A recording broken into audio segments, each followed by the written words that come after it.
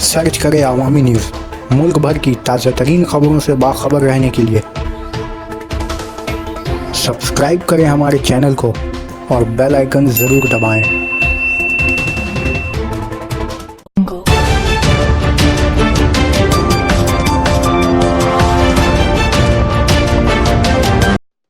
अस्सलाम वालेकुम। कानकीनारा में फिर तनाज़ा का शिकार एमपी अर्जुन सिंह के घर के सामने बम फेंके जाने का मामला।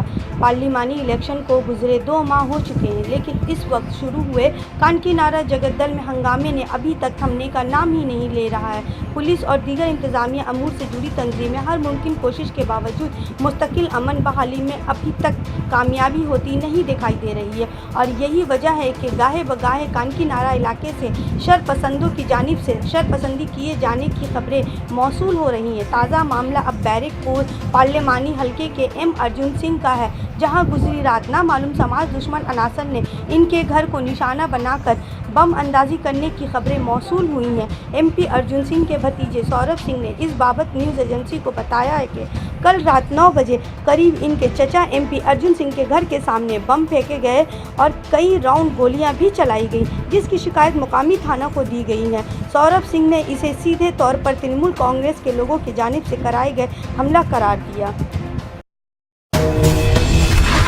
सोचने वाली बात है कि एक विधायक, एक सांसद और एक चेयरमैन जो यहाँ हैं, उन लोगों के घर पे बम चल रहा है। मतलब यहाँ भाटपाड़ा में कौन सुरक्षित है, जब हम लोग एक रिपोर्टेड पद पे हैं और हम लोग के घर पे या हम ही लोगों पर गोली बम चल रहा है, वो भी सीआईएसएफ के रहते हुए वो लोग बम चला रहे हैं, गोली चला रहे हैं। मतलब उनको किसी तरह का कोई डर नहीं है, उनको किसी तरह का ये नहीं है कि प्रशासन कुछ करेगा, ये करेगा।